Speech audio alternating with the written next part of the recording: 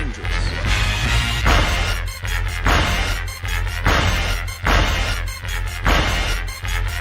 Bad feeling about this. You don't seem to understand something.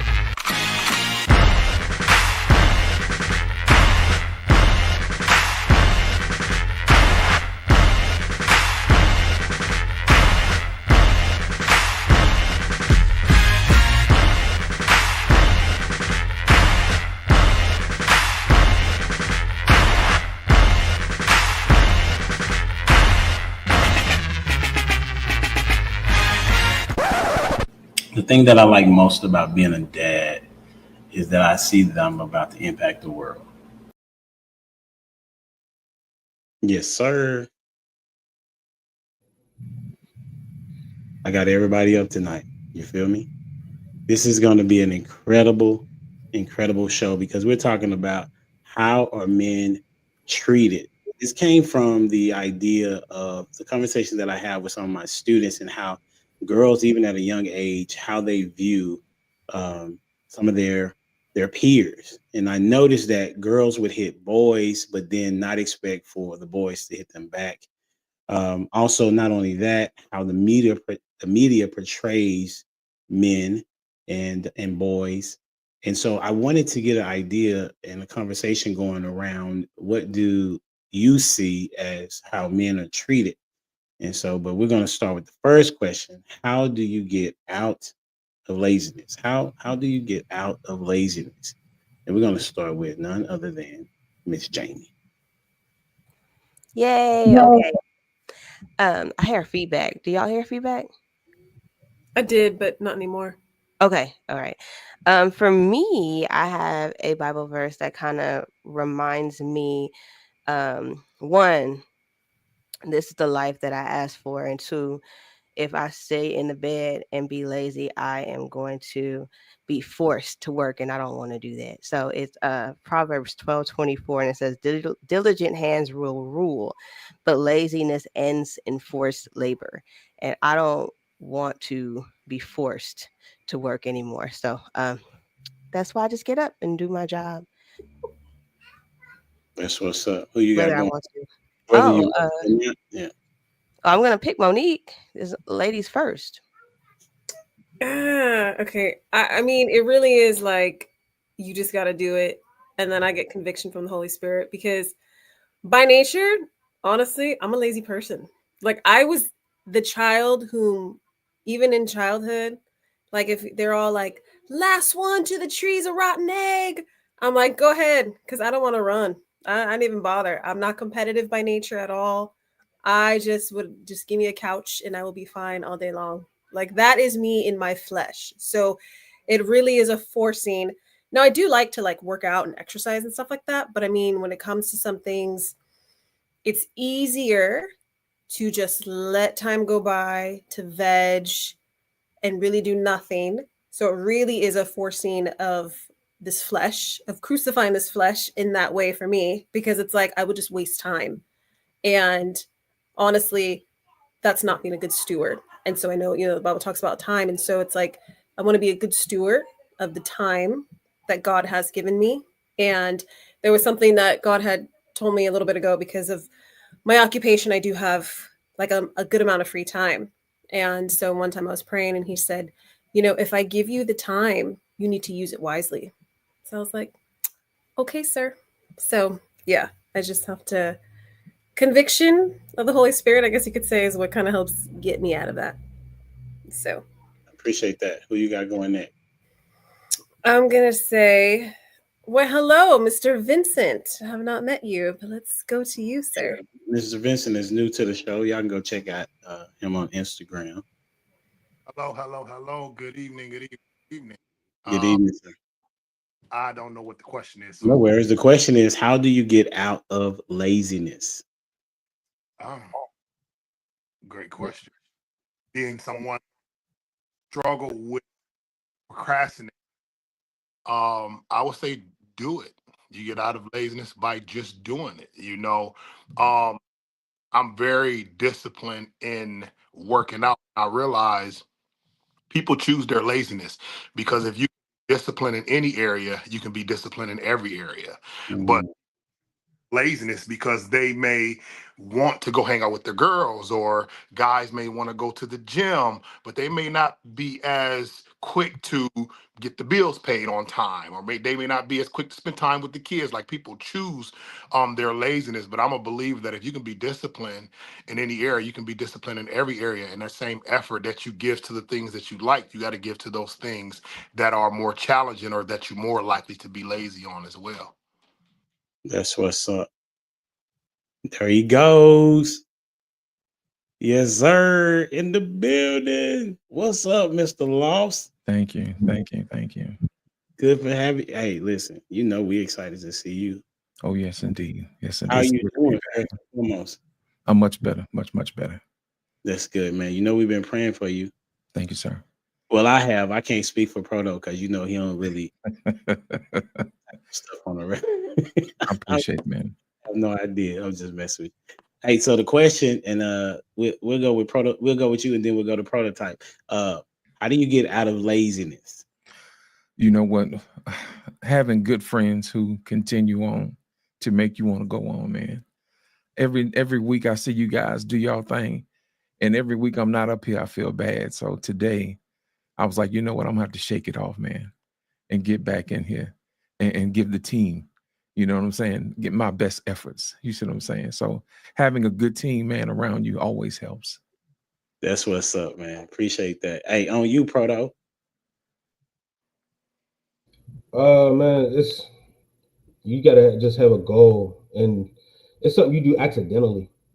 You know what I mean? Like, if you have a goal at something and you just start working at that goal, eventually you won't be lazy. You won't even be thinking about it.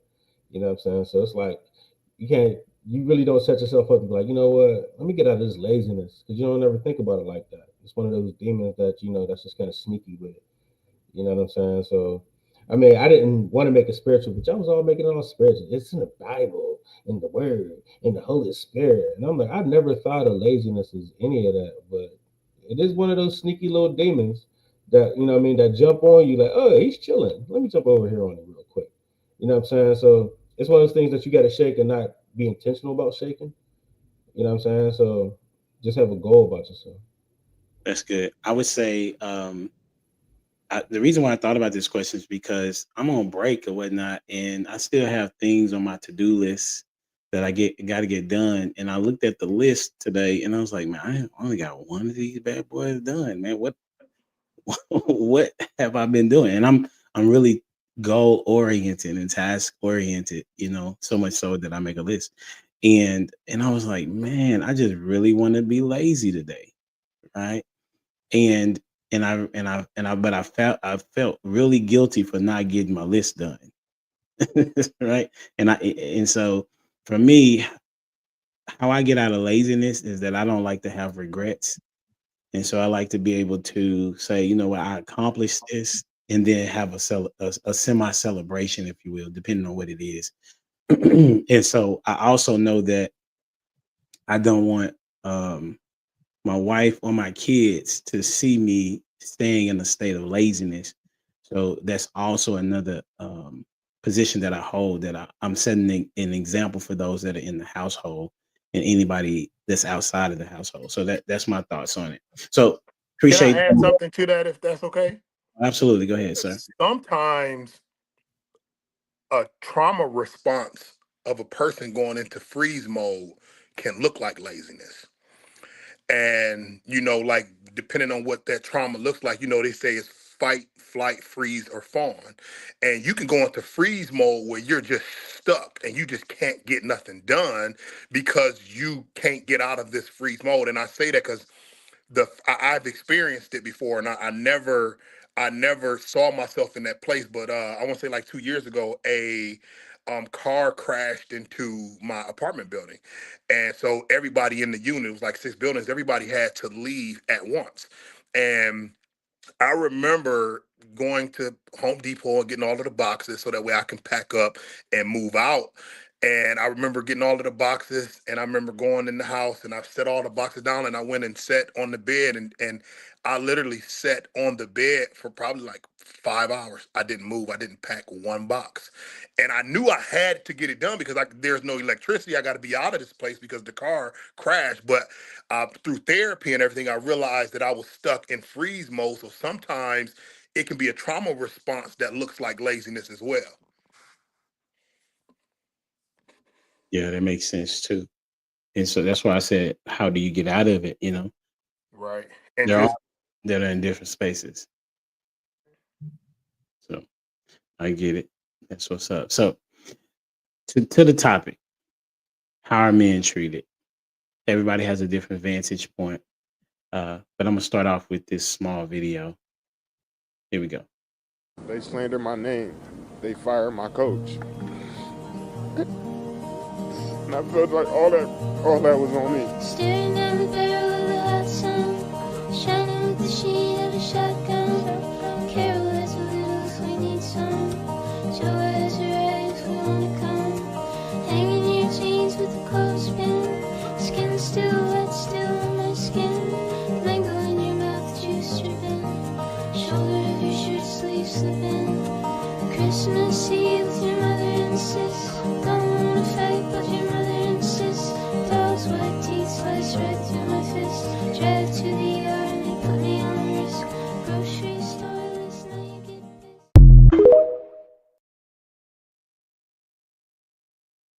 All right. Have y'all heard of that story? Yeah, man. No, I was watching that story yesterday. I'm fully aware, Sean Oakman, man. Okay. So for those that don't know, this young man was a star at Baylor.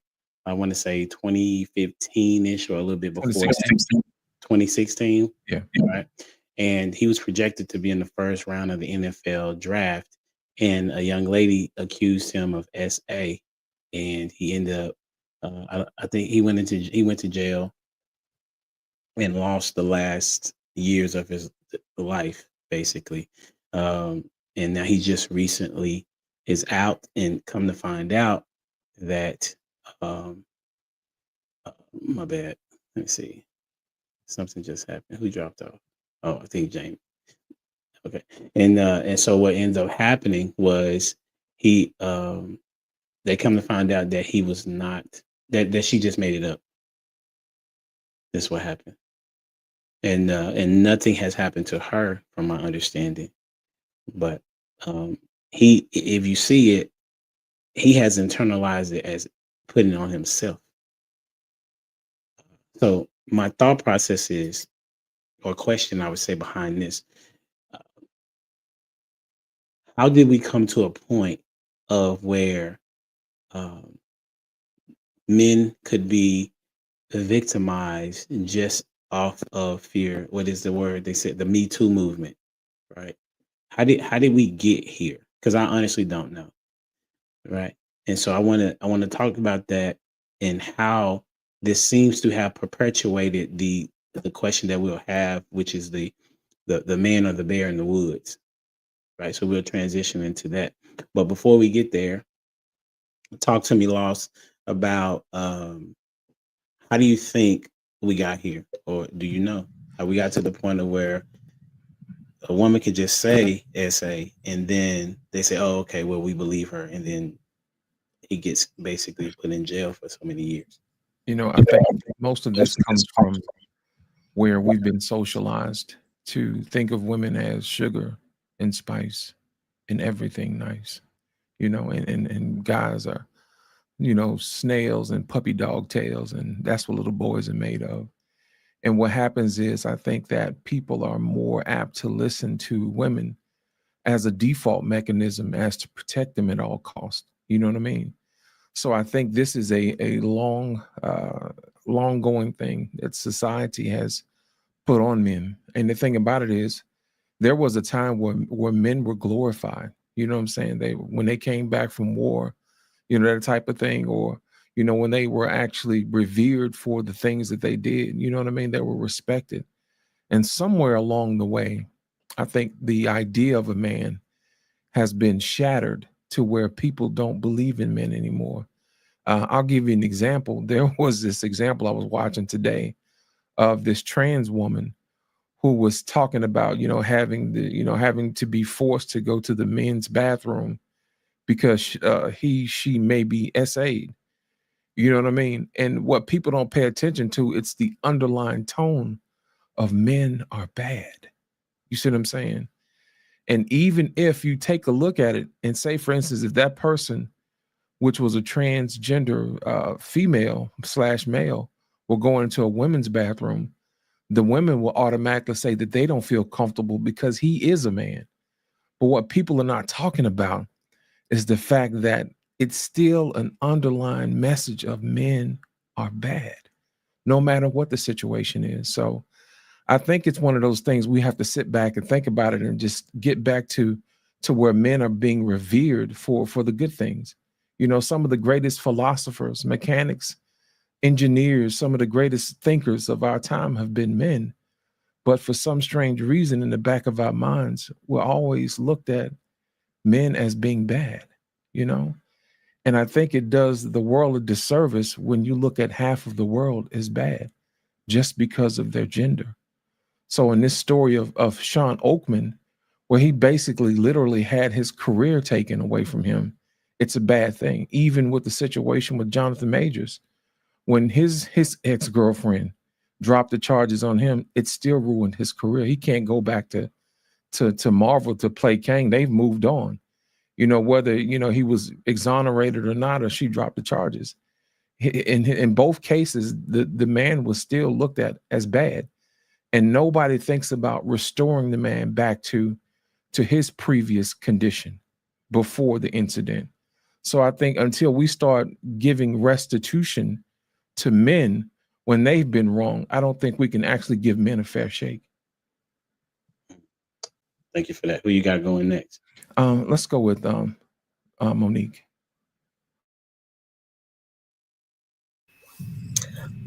There was another story, the same thing. Brian Banks, they did a movie about him as well, out in California. Same thing, Brian Banks story. And it's really sad. I mean, I do think the whole women's rights movement is when I think things started to change, to be honest, because when now you've got women, working women, and the whole push behind it was, well, we can do this on our own. We don't need men any longer, type of a thing that's been really pushed to the forefront. I think that's where it really started, to be honest. So, yeah.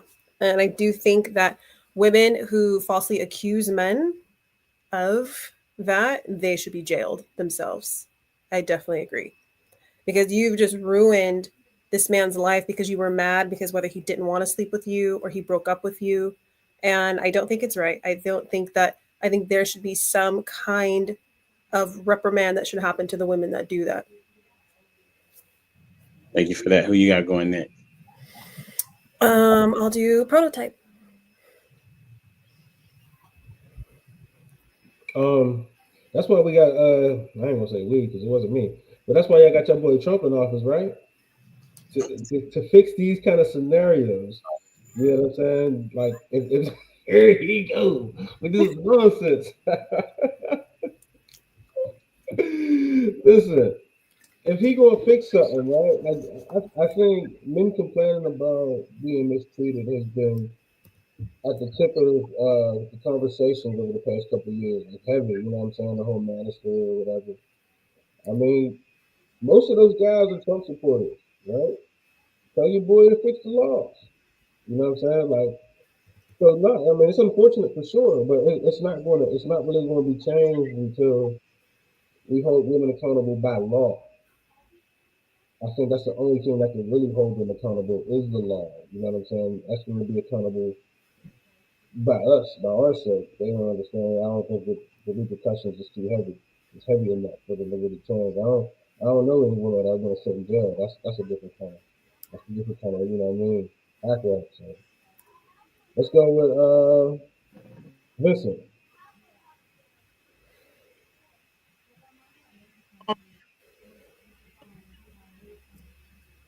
We can't hear you, Vincent.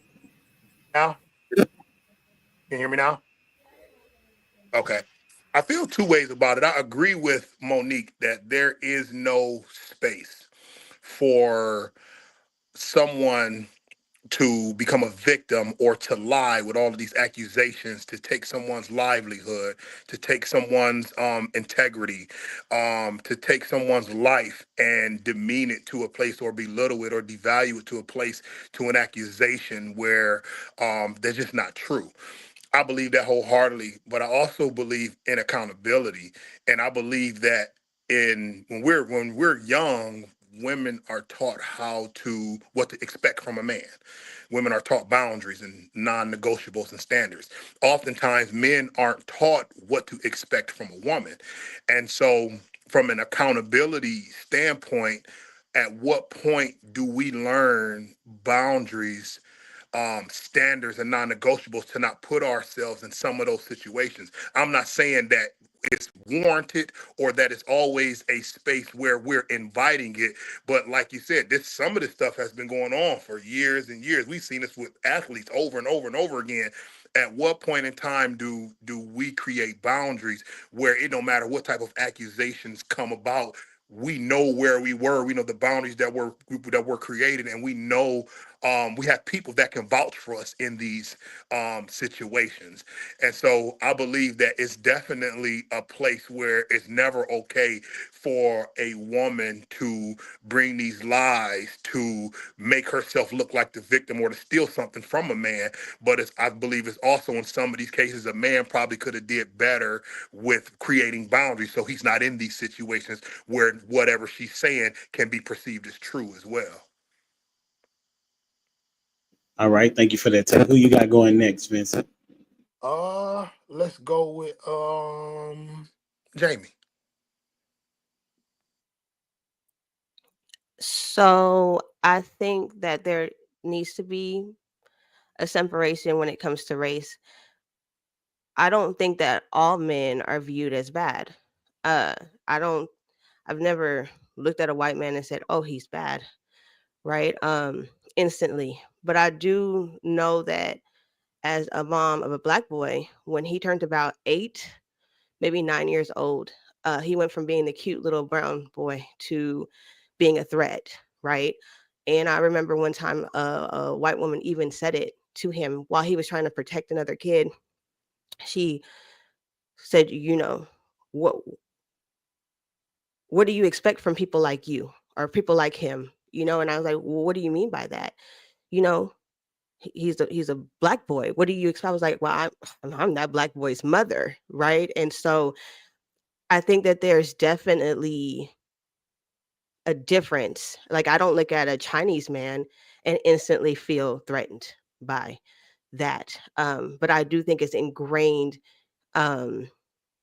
because of social media, or not even because of media, because of just films and things like that have been that black men are threatening.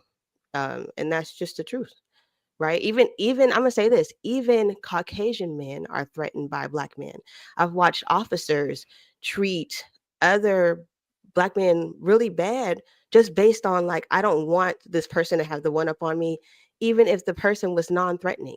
And I believe that's why an effeminate black man is more acceptable in society than a strong black man that is willing to be a man and stand up. So there's definitely, we have to look at race when we are looking at this conversation, because there is a clear divide on how men are treated depending on what race they are. So that's my answer. Who didn't go? Can I add to that or ask a question about that? Because I don't really. I mean, I guess that may be the area you're in, because I can't agree with you on that then. Because I live in California. I've been in states where, there's been nothing but white men, and I could feel the same feeling of not sure, or just I could tell by the way they were looking at me. So that's what I'm saying. I don't know if you're demographically, or, because I mean, I've been in, whether it was Missouri, whether it's been somewhere else in the Midwest, and I had that same feeling around white men. Like, if there was a situation, so I wouldn't equate that at all to race in that sense. because I think it is going to depend on where you're at and what area. And when we see in social media, it's just a push for men in general. Sure, black men, but I mean, it's like it's very broad that just men, period, are trash. Men, period, are no good. Men, period. That's what I'm saying. It's a very broad. So I don't know if that's what I'm saying, if you're thinking demographically, because that definitely has not been my experience of it just being black men. So, because even Hispanic men, and I'm Mexican, and even I'm not trying to be in places where it's just a whole bunch of Hispanic men. So that's what I'm saying. So that's why I don't see it the same as what you're saying. I don't agree with that, because I just think it could be in general. Would you like to respond, Jamie? No, I just don't agree. But that's fine. you know, But it's yeah, as a black mom with son with brown Hispanic brothers that are last name are Castilla, like I've seen the same thing growing up, whether it was in the state of California or if it was in Colorado or if it was in Tennessee. That's what I have seen, and it's just, I don't know. I've never felt threatened by a Caucasian, but not saying that I shouldn't have. I'm saying that I never felt that. But growing up in the hood, at some point, you're gonna look at your people a little different too. No, I don't necessarily agree.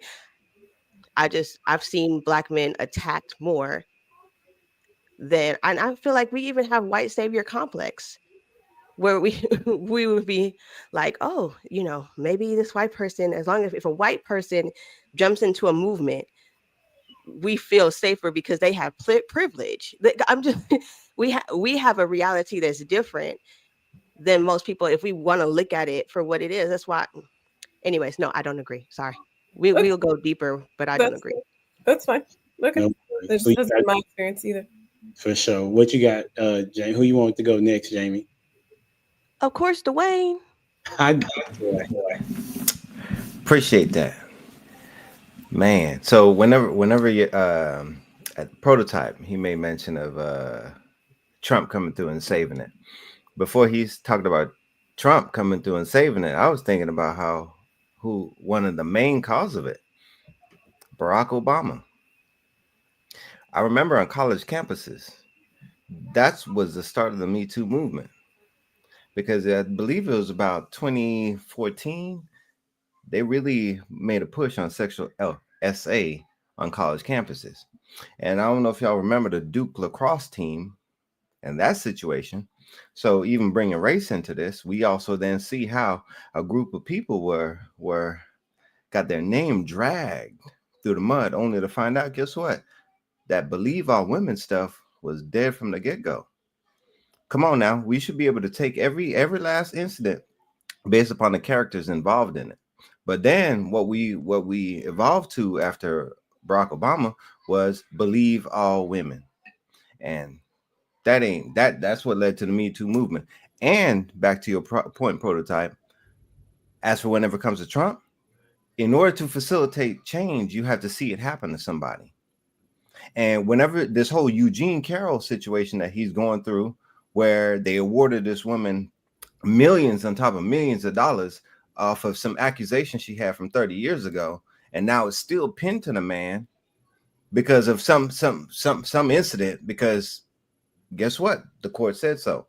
So we'll see how that plays out. And based upon how that plays out, we're going to see how we're actually going to move as a nation going forward, because that's the top of the food chain, because it started with a former president. Man, shut up. It started with a former president where it was Believe All Women, only to find out, guess what? Sometimes women don't tell the truth. Ain't that Go something? figure. I get it. It's because you're not FBA, bro. I get it. No, it ain't. No, it ain't. No, see, and but it's I'm glad you know what I'm saying? Like the Emmett Till didn't happen. You know what I'm saying? Like the Central Park. Oh, it happened. No, it happened. You know what are you talking about, Barack Obama for, bro? Hold on. Let me also then address another point, right? Whenever Jamie says so to Miss Monique's point, she was talking about it depends on where you were at. It also depends on what time frame you're at. Miss Jamie, if you were a slave, guess what?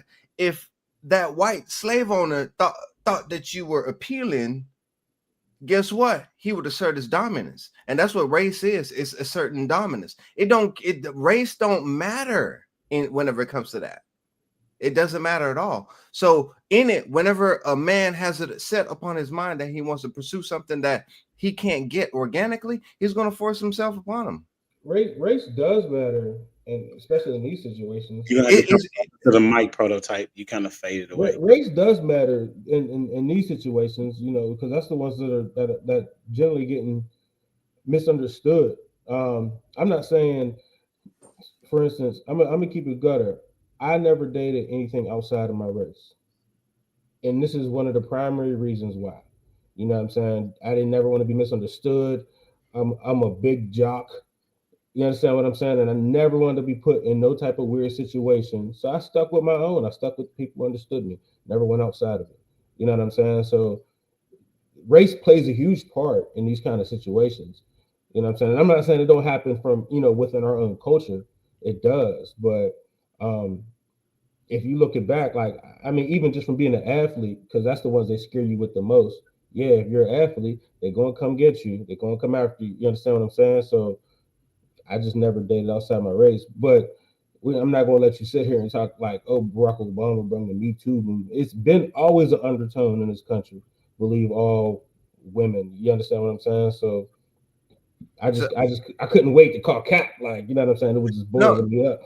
Hey, and I'm not knocking that. It's your opinion, but along with that, I'll also say for Barack Obama, that was the same person that evolved and said that, you know, he evolved from the position that marriage was between a man and a woman. He evolved from that position and changed his perspective on that. So that's one area in which he failed upon, and I'm not talking about just the Black community, but America as a whole. And the reason why I bring that up, we are talking about relationships and families. And whenever it boils down to it, there are multiple things in which he did that impacted us in a negative manner. And I appreciate that you were attracted to the fact that I brought his name up, because a lot of people believe that he did well for people. He really did not. So whenever I even bring up what I'm talking about the rape culture, he was one of the main ones from the very tippity top of the leadership to say, as for believe all women. And again, that's the same axe I have to grind with him whenever it comes to what Martin Luther King said and the position in which he had of making and facilitating so much more change than Martin Luther King had. Content to your character. It's not about the color of your skin. It's about the content of your character. So it doesn't matter who you are around.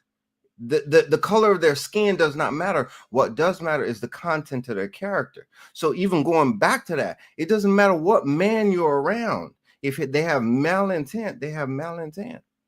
It's as simple as that. So whenever we want to then put it on it, same thing for women. It doesn't matter about your gender. It's about the content of your character. So if you're going to smear a man just because you want to smear his reputation and drag him through the mud, you're going to drag him through the mud. But do not facilitate it where it's automatic that you are guaranteed just because you scream wolf that people are going to believe you. Doesn't matter if you're male or female. That's all I'm saying. I just feel less inclined to get in a situation where I get thrown under the bus or get put in a weird situation just because her daddy don't like the situation, and that's going to cut off her trust fund. You understand what I'm saying? So then they'll throw you under the bus. So don't say it doesn't have nothing to do with race, because it does. It really does. All right. So I think it got something to do with race too. I mean, I don't think it's fully about race, but I definitely believe race plays a big part, because I believe that African American men to the outside race are the scariest of men. And I'm not saying like we're scary or we're coming across scary, but we're perceived to be scary amongst different races and ethnic backgrounds. And I say that I'm 44 years old. And this is my personal experience. I moved to a predominantly white community and opened up a gym in 2011, and they were scared to death of me. Like they were scared to death. And I always said that I learned racism from black people because when I moved to this predominantly white community, I already had a perspective of what it looked like, but I didn't have encounters with white people to know, to really say that I got it from them. So when I came in with that racist perspective, I realized I got it where I came from. Now, on top of that, I will say I never experienced racism like I did when I moved to the white community. You know what I'm saying? But I had so many people come after I opened the gym, after I started to train their kids, after the parents started to come, they would tell me like, Vince, um, I was scared of you when I first met you, or I thought you was this when I first met you, I thought you was that when I first met you. Yes, if you're some type of white guy and you have tattoos on your face, or you kind of got this rugged type of energy, that can definitely produce an energy or produce a fear. But more times than not, a black man don't have to open his mouth for that fear or for that prejudice to already be present. Okay, interesting. I got you. I'm gonna say mine at the end. It's on you, Lost. You know what? I got a question for Monique. Um, is it so much as a race thing or is it a culture thing? I'll give you an example. Would you feel threatened in Japan? Would you feel safe in Japan amongst those men? I don't know. I haven't been there. Um,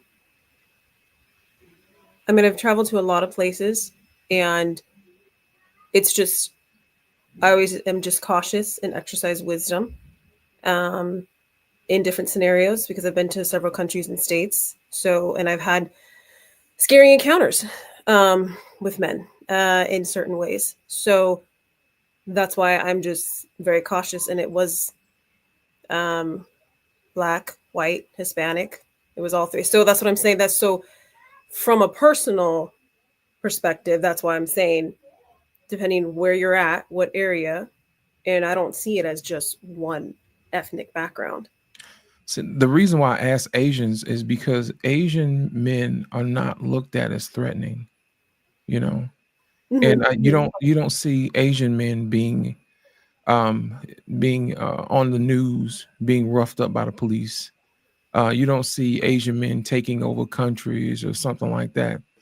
And that's the reason why I ask, is it a cultural thing or is it something that the media propagates in the back of our minds that Because says, hey, culturally, well, like you're saying, culturally, Asians though tend to stick to their own. They tend to definitely not try to make waves. They definitely, have become, education is vital. It is so important for them. The family, like it's so culturally, yes. I mean, I guess you can look at it that way, because the way they are raised very differently.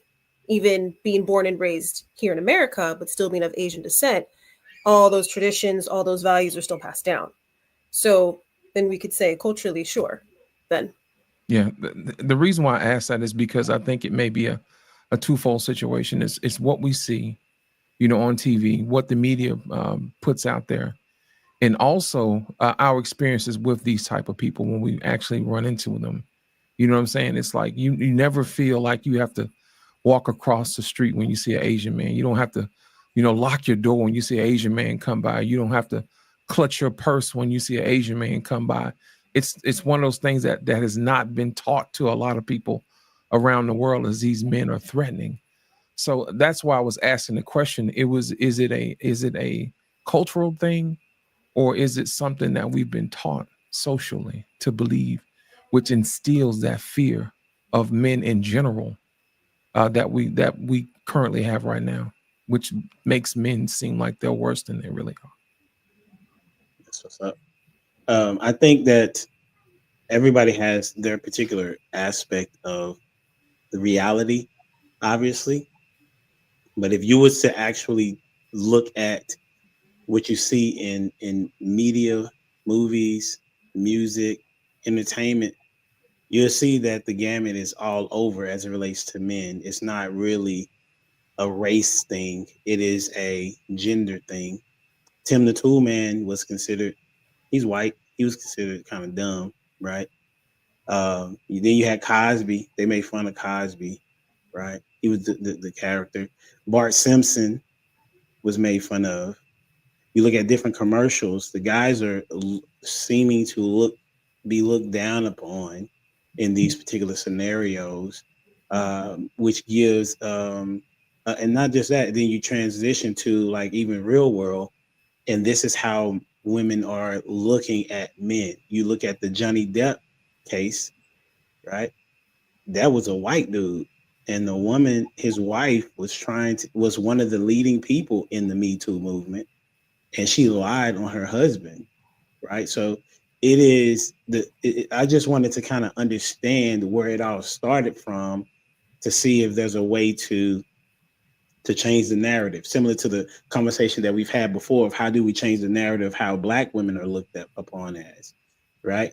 But in this scenario, I think that where we are today is that men are viewed in a particular way because they're men. Now, I can still pull back and say, it does seem like Black men are looked upon a little bit more dangerously, but I don't think that matters.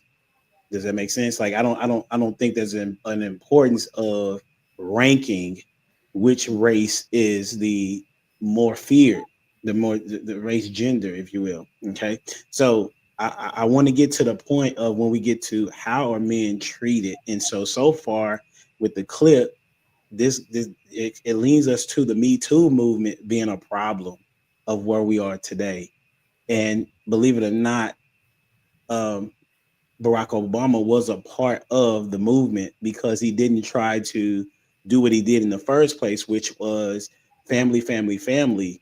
And then he comes to the position of believe all women. Like that really changed how things are. And then the red pill, if you go back and look at when the red pill movement started, it started around the same time. Or the MGTOW movement, I want to say, and that was white men talking about they're leaving and not talking to their women, right? So I want to give the full context, but do also give credence to people's lived experience, right? So here we go. Next question. We're going to talk about how should men be viewed? How should men be viewed? Or how would you like men to be viewed? Or how have you what would be your thought process in how men should be viewed? I think I got that together. All right. And we're going to start with Mr. Vincent. How do you believe men should be viewed? I think men should be viewed as the leader, as the head. If the man is viewed in the right perspective, then, and I'm a minister, so I'm gonna bring God into it. God put man in a certain position. And if the man is viewed from the right perspective from that position, then families function better. And families function better, then societies function better. Societies function better, and this world functions better. So if we had a better, and I don't believe it's a place of a man dictating, dominating, or controlling, but definitely viewing him from that leadership position. Because if women saw men from the place that God put them in, from that place of leadership, then as the Bible says, a wise woman builds her house, and they will be in a constant place of building instead of tearing down, trying to take away or trying to devalue or compete with the man. Because God gave this hierarchy not to look down on anybody, but for protection. So I believe that if a man was looked at from a place of leadership, from the position that God originally intended, I believe that we'd be in a better place. That's what's up. Who you got going next? Let's go prototype. I think it depends on if the integrity and character is there. That's how you view a person based off integrity and character. I don't think it's a man thing. So if you notice somebody has integrity, discipline, then you view that person a certain way versus a person without it. You know what I'm saying? Yes, generally those are men traits, but at the same time, once you see those things are absent from a person or logical thought, you got to treat them as is, right? Or how they appear themselves. I can't really say how all men should be treated. If you can hear me, I just can't say how all men should be treated. because there's too many different styles of men and how they carry themselves. You know what I mean? And some men are very weak. So and a lot of men are sheep. You know what I mean? And you know, everybody's not a shepherd, so I can't necessarily say treat every man you come across as a shepherd. If somebody shows shepherd qualities, then you treat them like a shepherd. If somebody shows sheep qualities, then you treat them like a sheep. So I'll say it like that. That's what's up. So treat them how they come at you, basically. Yeah. All right. Go ahead. Who you got next? Is he ready? Is he ready? So I'll go with Dwayne. Appreciate that. Man, you gave me the opportunity to honor you 2 weeks in a row. I agree with you again. Golly, can you believe it? Can you believe it? Just talk bad to you. What's up, Sir Hale? It don't matter. What's up, Sir Hale? Good to see you, sir. Pleasant surprise. Facts. But yeah, no, I do agree with you. I do, because my answer was going to be, how should we view men? Based upon how they present themselves. All right, because just like what I was saying about the whole rape culture and believe all women, no, not a monolith. So as for men, they're all individual and they should be treated accordingly. But there is a tendency to operate in a group, and a majority, and a preponderance of the time, we're going to be the leaders. We're going to be the trailblazers. We're going to be the one first to respond to any kind of chaos. So based upon that, like, we should be acting accordingly. And once outside of the factors that are not organic, we should be viewed as, again, the leaders, like in which Vincent made mention of. But whenever we put that down, we're going to be viewed as soft, weak, like Prototype said, sheeps. So, Sir Hale, what you got on it? First of all, salute to the one of the only HD. What's up, sir? What's going on? Lost in translation to my bro, Prototype, Dwayne Jones. What's good, Vincent Casey? Good to see you. It's me, Jamie. Hello, how are you? And hello, Monique. It's an interesting question. One that I think we got to talk about from two perspectives. So we have the how should men be viewed by men, and then we have the how should men be viewed by women. So for men, it's really easy to say that each individual should be assessed individually. That's a really easy way to say that. But the truth is, with our own biases, it just doesn't happen. And so that should word is a complex word, because nobody does anything as we should. And how can we? We would have to have facts and details and history on who a person is to make that kind of assessment. So the baseline is men should be viewed as men with respect, not as guilty creatures who are prone to do malevolent things on the basis of our gender. How about we start there, right? I think, yeah, you can just sit right there, button. Yep. No, you sit right there, button. It's fine. Yeah, sorry, yeah. I'm not feeling well today, so I've got an immunity shot coming. So in the context of this question, men are presumed guilty even if we ain't did anything, right? So just if you look tough, if you are a big burly dude, you don't smile a whole lot, you're not dainty, you don't have flower music when you're walking, then you're looked at as if you are aggressive. And I think that that's how men should not be viewed. It's interesting, those kind of characteristics are often, demonized in times of peace. But in times of war, it's like, yeah, we need men like this. So how about let's start viewing men as not criminals by men. By women, let's not look at men in the context of what you want in the moment. And the definition of who he is based off of your mental aptitude at that moment. How about let's treat men or see them as human beings? I think that's a big one, because our women today don't see men as human beings. They see men as an opportunity to get above, to get ahead, to get something, as a source of their own validation, someone that gives them the attention that they want. And if they are out there, then men are a source of satisfaction for their own physical selves. So I think from both perspectives, men have to be seen as human beings with their own agency, with their own experiences. And I think both men and women have to modify the way we see each other so that we give each other the grace and the space to be human and to grow and to relate without us having to deal with the bias that we impose on each other. So I think in a simplified way, I think men and women both have to adjust how we see each other, men included. But I think we have to be viewed as human beings first, and from that perspective, I think we can build upon that. The Imago Dei. Yep. Let's go with Monica if she hasn't gone. Monique. I'm sorry about that. Monique, thank you. I love being called Monica. Thank you. I'm sorry about that. Listen, let me just disappear. Sorry, I think you need a shot. Go ahead and get your shot first. I'm sorry, my goodness. I just walked in. We'll blame it on the sickness, sir. You said it first when you introduced, and you came back and was like, "Nah, that ain't good." Yeah. If I mess up on names, I know I'm going through something. I'm sorry. Yeah, for sure. Good. No, I agree with you.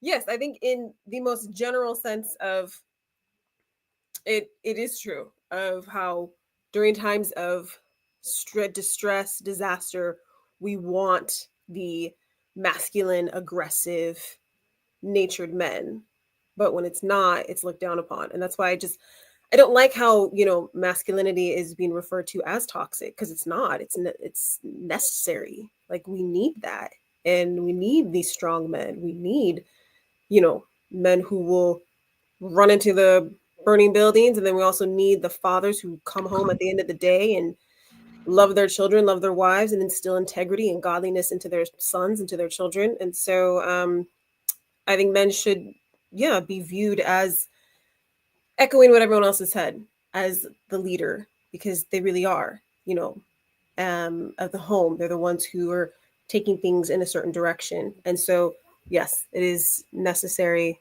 I believe, to see them as such, and in the general sense, but obviously, yes, it is going to depend on a man's character, but that is how they should be viewed and respected as. That's what's up. Who you got going next? I think it's Jamie and Jamie. I do not have anything to add. So I agree with Prototype, Dwayne, Sir Hale, and Monique. I don't have nothing to add. Not on this question. So I'm gonna let those answers ride. Yay. Just know who's gonna be first. Okay. Well, it's scripture though, Jamie. Hey, I take offense. You should. Listen, Yeah. why are you taking offense? Well, she agreed with everybody else, but I want to see how she views men. How men should be viewed. Should be and how you view them. Uh-oh. Here we go. I still agree with everybody else. You're not gonna. No, I know, but opinion. I know. Hey, I'll give you a penny for your thought, but inflation, I have to give you a little bit more. You know what, Jamie? To Dwayne's point, it is important to hear our women talk about how men are viewed. And the reason why is we have a million negative voices of women telling us what men are not, and men ain't crap, and men ain't right. We got all kind of stuff. It's good to hear women of God who speak from a place of authenticity, speak about how they view men. So I agree with Dwayne. Okay, all right, sorry. So no, for me personally, my personal opinion, I love men. Like I work with great men. Like I've always, even when they're not their greatest and they've done things that have been unacceptable, it's just I've worked with men of accountability too, right? Across all races. So I have nothing really bad to say about the men that God has graced in my presence, or me to be in their vicinity. And remember, I was raised, I was the only girl in the house for a long time. So I was raised by boys. My dad was super involved. And so I've just always had really good, my uncles are phenomenal. I have nothing to say. God has done a thing. And men, I feel like what I did watch though, is that they are undervalued, right? The things that I learned from men is like, how to be a lady, but still know how to change my oil or change my tire, but still know how to be dainty if necessary, to let a man be a man. That is a phenomenal thing that I don't think that a lot of young women get to see or to have. And so I'm going to say I was very, very blessed and fortunate. So men are great to me. I study y'all, so that's different though too. So I like studying men and the nature, and so you're right. Okay, fine. All right, y'all are great. Let me ask you it like this, okay? I remember the situation of Trayvon Martin and my late wife Jen. We went to a predominantly white church, and I remember her having a mind shift because we have two sons, and at the time, like, they were very young. But what she internalized was similar to what you said, Jamie. Was that like I don't know if I want to be here, hearing the things that I'm hearing, right? And she had a fear of how they would view our two sons. And by the way, I got some dope dudes. So, women are gonna want these dudes. You know what I'm saying? It's just what it is. All right. And so, but her fear was similar to yours, that they would do that they would look at them from a position of fear instead of a position of reverence. Right. So my question is, how would you want people to see, well, specifically, we're going to say women, how would you want people to see your son when he gets to be about 21 years old? Oh gosh, of a band of character and like just upstanding, God fearing first, right? And that's why I think when that lady said that about my son, it did hurt my feelings because he was protecting another younger boy. So her grandchild was bullying this younger boy, and my son kind of sheltered this little boy to finish playing the game. And the grandmother wanted her spoiled grandson to have his way. So then she began to attack my son. He was protecting a little white boy too, by the way, right? So it was just he was doing the right thing. So in the moment, I had to correct the woman, and then I had to tell my son when we got in the car, he didn't do anything wrong. He actually did the right thing. And I've seen a lot, just over time, where men of color, even when they're doing the right thing, they don't get the credit for it and they get treated like criminals. And I just wanted to make sure that we look at that for what it is. That no matter how we train, you know what I'm saying, it can be misconstrued. I think I seen a video of a young boy trying to into his house, and he was in a more ritzy neighborhood. And because he was black, the white people said, "You don't live here." And he's like, "No, this is my house for real." And they called the police and said he was trying to break into his own house. He just didn't have his house key.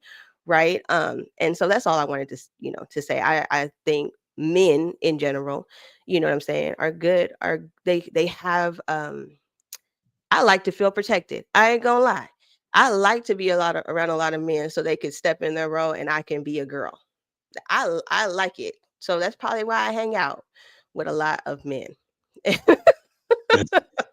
Dwayne, we're gonna come to you after Lost goes. All right, go ahead, Lost.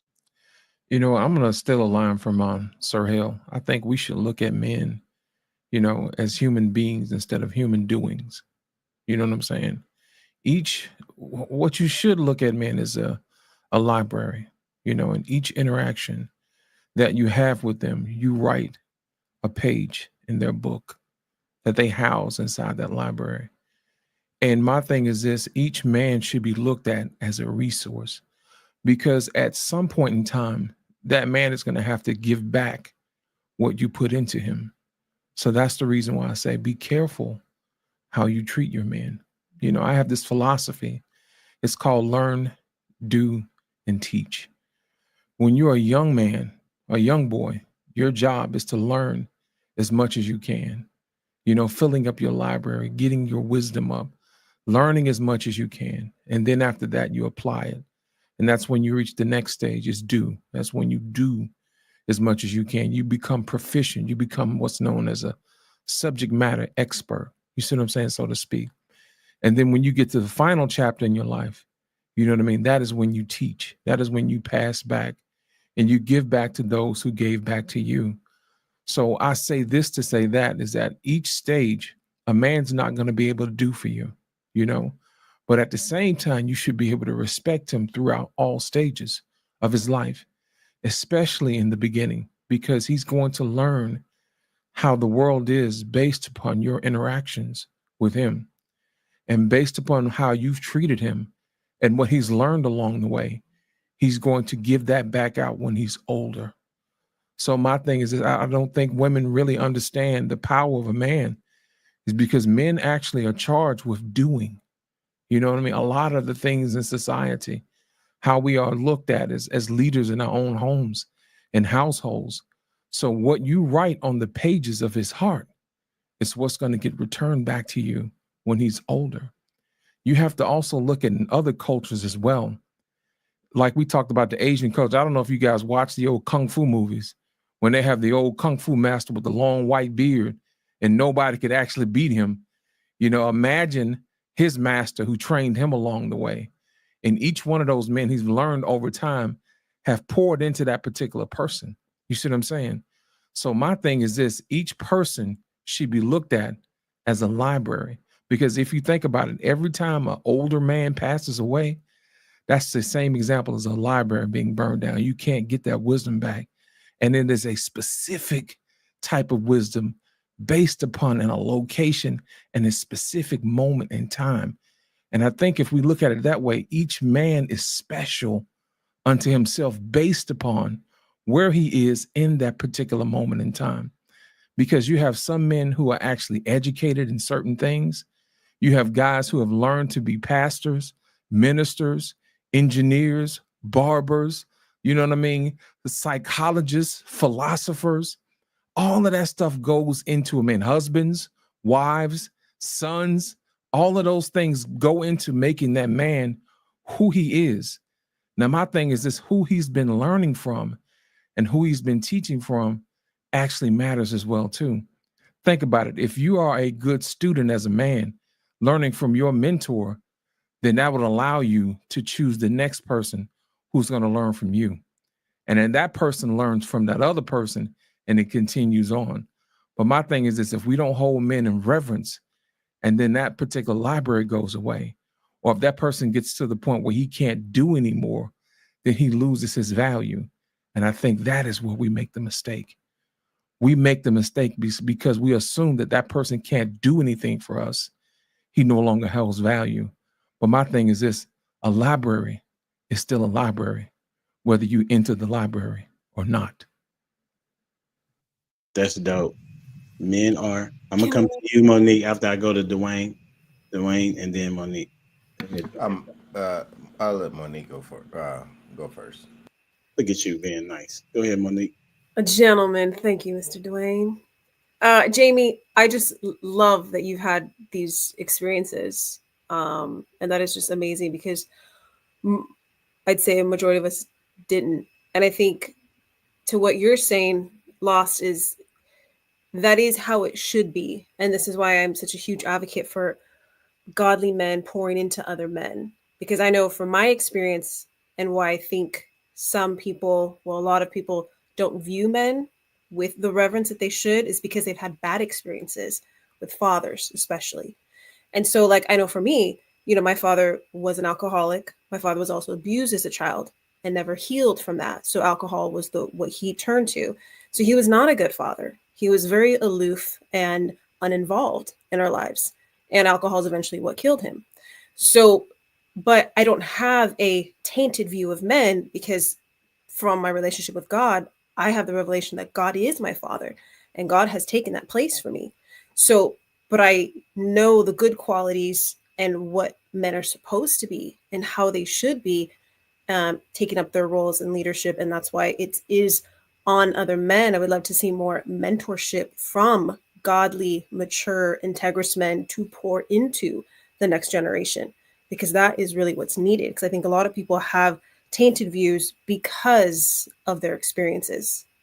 So, you know what? I want to rebuttal to what Monique said. It's not going to take long. I'm going to hold you up. Sorry, I remember watching a podcast earlier this week where was this guy, he asked his wife, he said, "Are you married?" She's like, "Yes." And he asked, "Is he happy?" And then all of a sudden, this lady started having tears run down her face because it never occurred to ask him, her husband, is he happy? You see what I'm saying? And I don't think people actually realize that men have feelings too. Men are humans too. Go ahead, Sirhel. No, it was Dwayne and then Sirhel. Okay, go ahead. Sirhel. I can forego to Sirhel too.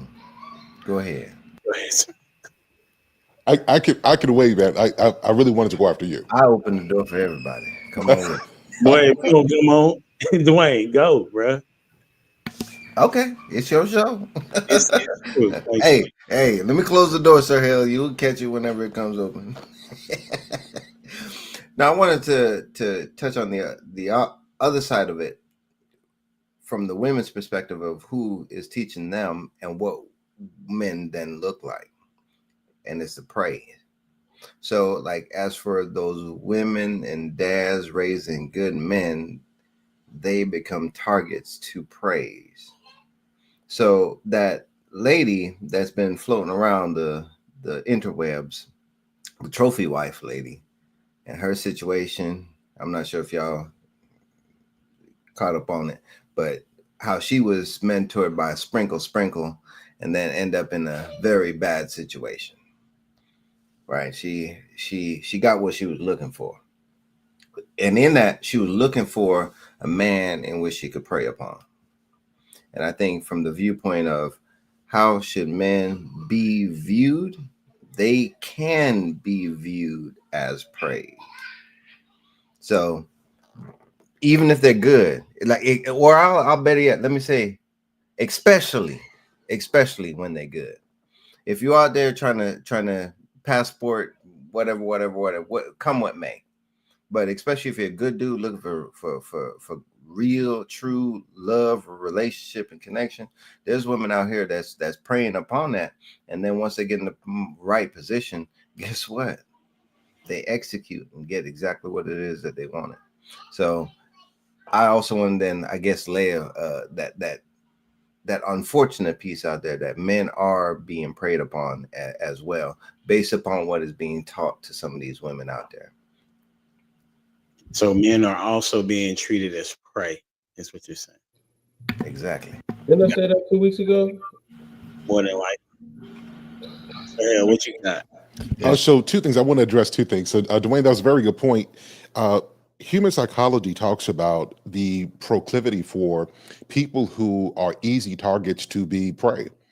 And I think what we have done is we've assumed that women don't have that capacity because we only talk about men being hunters. So like the conversation has to evolve. Men are not the only hunters. It's just the way that we hunt and the method behind why we hunt are different. Right? Men typically hunt for pleasure. Women hunt for survival. So when you think about when you think about that, anytime you got somebody who's hunting for survival, it's a lot more vicious than somebody who's just seeking pleasure. So a man who is what we call a quote unquote good man is oftentimes an unhealed man. And unhealed men who have never been around beautiful women, who've never had the type of woman that he wants, those kind of men end up falling victim to somebody who says the right things, who looks the right way, and deep down he knows it. Like, so this is a very interesting thing. Those guys know who she is. It's just that if she's beautiful enough and if she provides enough stuff for him to lie to himself, right, then he'll lie to himself knowing what the truth is. It's the same thing with women. If he provides what he wants, if he provides what she wants, and he does that enough, she'll lie to herself. Men do the same thing. It's just that we hunt for pleasure, women hunt for survival. So Dwayne, to that point, a lot of men, it's not that they're not good, it's that they're irresponsible because they're unhealed. And a lot of them, we look for our women to heal stuff in us that we got to heal within ourselves. But that's a different story. To Monique, not Monica, but Monique. So you said something about your father, and I want to say that I'm sorry that happened. My father has been gone for 32 years from a heart attack, and it is something that I think about every day. But in psychology, one of the things that we learn is nobody does anything for no reason. Like, people do things, and if you're up close to it, you have a perspective because you're up close and you feel it at a different depth than other people who are standing at a distance. And so you look at somebody who struggles with an addiction, whether this is drugs or alcohol. Some people have sex addiction. Some people are prone to violence and malevolence. But you realize that those things are oftentimes an instrument to express something else at a deeper level that oftentimes they didn't get a chance to release, to be heard, or to heal from. And if we're talking about men who were born between like 1960 and like 1950 and 1975, somewhere between that, those men were taught to shut up, to man up, to go to work, to make the money, and Do what you got to do and shut the hell up and let the women bake the cookies and have the gossip and talk and be emotional.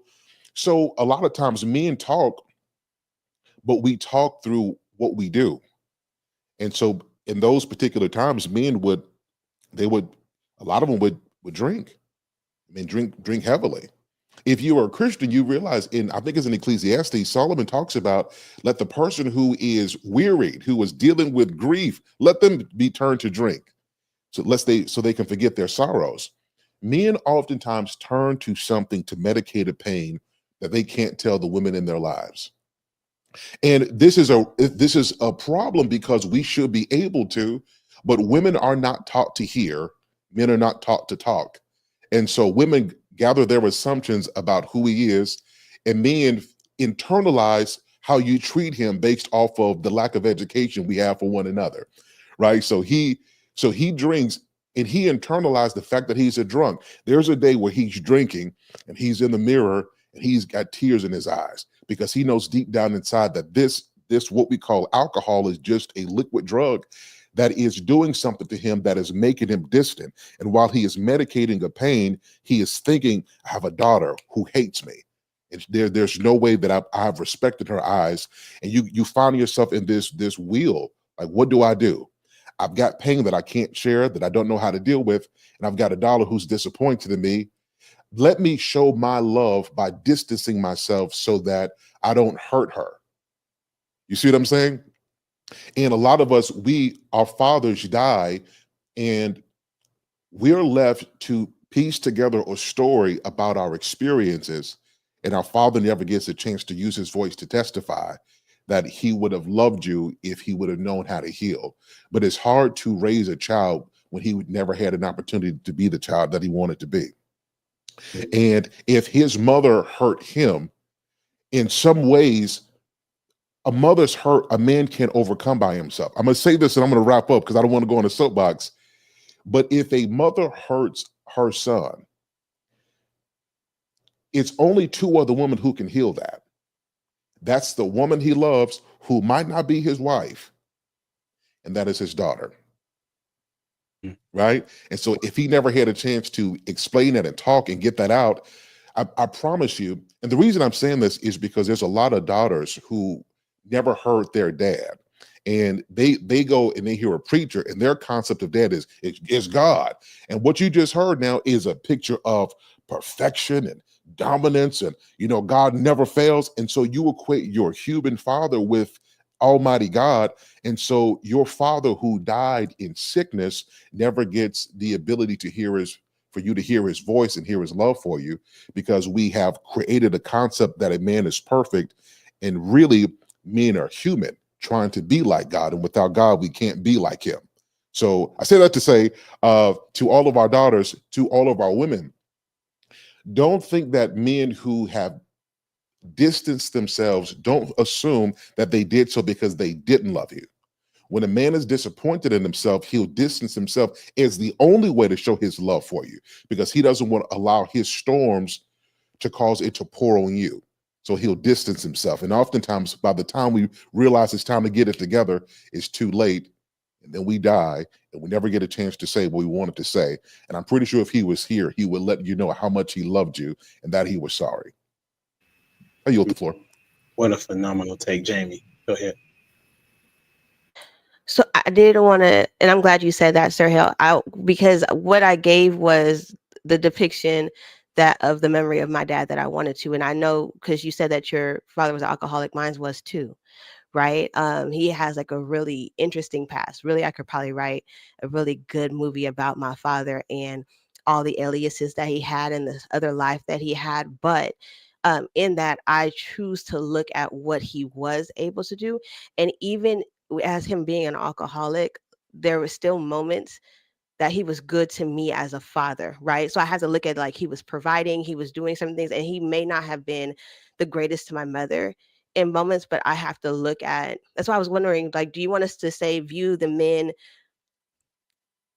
as human, like you said, because my dad should be allowed to make mistakes, right?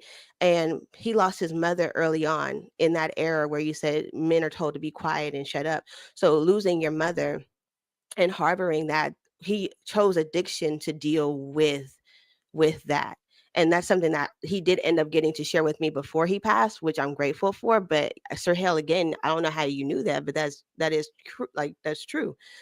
Like, a man, if he has a daughter, will confide in her, uh maybe too late in the healing process or in their age, but at least he did it before he passed away. So I just wanted to say, Monique, I do understand what you're saying about alcoholism and the aloofness and not necessarily being what I was even told when I did started going to church, what a man should be or what a father should be, or how to the standard, right? And so I just wanted to say that I do understand your take as well, but when I was speaking about the goodness of men, that's what I'm choosing to say, the great qualities that the men around me have had, and I'm going to take everything I learned from them because they didn't have to sow anything into me at all, So Yeah. Oh, it's no, that's good. And what you're saying, I'm good with the whole situation. I was saying in the sense of why I think there's a skewed view of men in society in general is because of people's experiences, especially with their fathers, from various things. But we know it stems from things that they experienced in childhood that never was healed, that was never dealt with. And so thus they turn to different things, they isolate, so I think that's why it's a part of the views not being good about men also is because of people's experiences. So Yes. So, Proto, did you want to add anything? I mean, for the last 10 minutes, we've been talking about the duality that I was speaking to before we went live, right? The ability to have both sides of be embraced. You know what I'm saying? And that might become that you need that other side to be released because we know we have to be looked at and revered a certain way all this time. You know what I'm saying? Like in front of peers or in front of businesses or in front of a woman. We can't look weak. We can't cry. We can't be this way or that way. But when we get out the country, we go on vacation and we're acting a whole nother way. You understand what I'm saying? It's like I need a place where I could be embraced, all of me. That way I don't need to go somewhere and absolutely like turn to alcoholism and be addicted to it. You know what I'm saying? I should be able to feel comfortable with have a drink or two and not be judged. And it's when I feel that judgment, you know what I'm saying, where either I'll dive into it and be like, F it, judge me, I don't care. Or I'll hide it. You can hide it for so long, but you'll hide it until you can't hide it no more. It's going to come out eventually. You understand what I'm saying? And both sides will show themselves. But if we were just allowed to be human, as Sir Hal went back to, right, of being able to be respected and have ignorance at some time, you know what I'm saying? To be Homer Simpson and Captain America, like, because we have those things about us that we can be dumb or brilliant, you know what I mean? But it's all not embraced, and it's quite unfair. Man, that's really good. I put in the back chat, the Holy Spirit is very impressive to me. This is what I saw. We had the conversation in the back chat about the duality. And I was like, do you want to talk about that tonight? You said, well, I didn't put it together in the way that I think I could put it together. So you can come up with something if you so like. And I said, oh, okay, cool. So I'm trying to think about when would I put it in the show, right? I'm also looking at the time. I'm always cognizant of y'all time. I see you smiling, Jamie. And so I said, okay, let me transition to this question. We start talking about the question, and you all said what you said, and all the time I'm thinking, Prototype hasn't said much just yet. He did say something in the beginning, but I want him to come back and be able to be a part of the conversation, not thinking of what we talked about at the beginning of the show before we went live, right? And then you said this speaks to what we was talking about before we went live, the duality of men. And this is why I say very much of how the Holy Spirit is very impressive to me. For me not to know when to put it in the show, he knew when to put it in the show. and it happened organically without me having to try to force it, which lends to helping men and women understand that men are human, just like women are human. We already know that, right? But we just speak about men. Men are human, and oftentimes what I've seen is that women in a relationship believe that that man should be everything except human.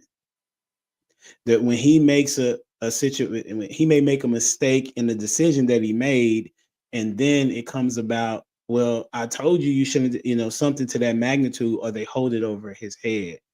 And it gives him a fear of making that mistake again, even though he's supposed to be able to be a man. A man honors the person that he chose to be with, and he sees himself through the lens of how she views him. So I wanted to play this clip, right? That transitions to some of this maybe. And then after that, I'm gonna play the video. I found the one that y'all was talking about. So I'm gonna play two, right? I'm gonna play the one that y'all was talking about at first. Here you go. Are you married? Yes. Cool. Yes. Is he happy? Oh, that's a weird question. Usually they ask if I'm happy. Yeah, but like, it's a different kind of an interview. I'm just, because he's not here, like, I want to show my care for him as well. Is he happy? Your answer is yes, no? You don't wanna answer that question? No. I think it's okay. I think we got the answer. Who we? That's me and the camera guy. You got it, bro? Well, fuck and fuck.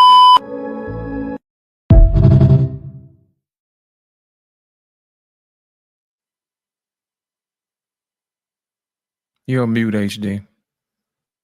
That was the one you was talking about? That's it. Okay. Anybody want to respond? Jamie, you laughing? Why are we laughing? Her response at the end was priceless, because then she even more confirmed the answer. She didn't know.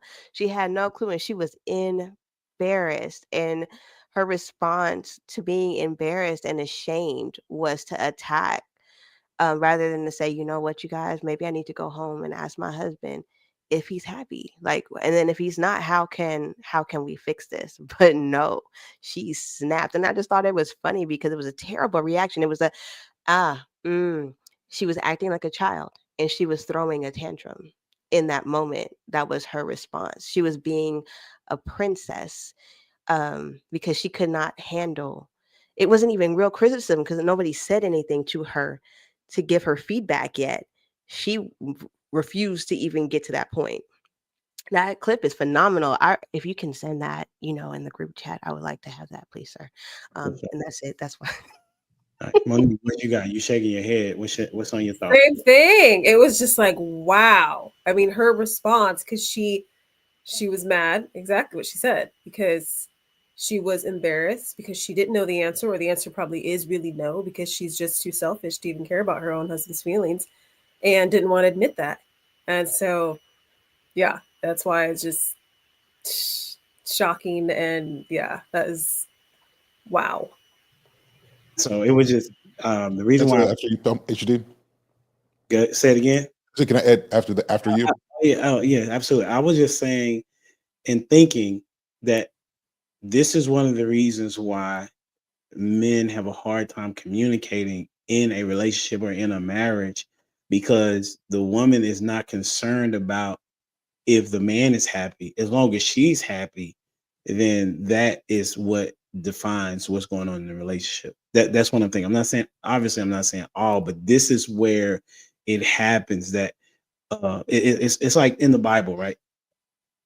If you're able to pour into someone because you care and you love them, as a result of them being the person that you chose and they chose you, even in the hard times, you're still called to love, even when they are not being a loving person. So for her not to even, she could have lied. She could have she could have lied. They say, oh yeah, he good. but she literally revealed on camera and recognized that people saw it on camera, internalized that he's probably not happy, and she's the reason why he's not happy. And that is the struggle that a lot of women face as it relates to being in any relationship, whether it's marriage or even just being in a relationship. The accountability part is what a lot of women suffer from. And so when you reach the point of being able to be accountable and say, you know what, I'm missing something, and I know that it's me, right? Let me piggyback on that to say, but I also watched this video where the judge was talking to the guy, said, I asked you to write something down of like, what are your flaws or something like that? What do you like that? And he said, and she said, notice what you wrote on the paper. And he said, nothing.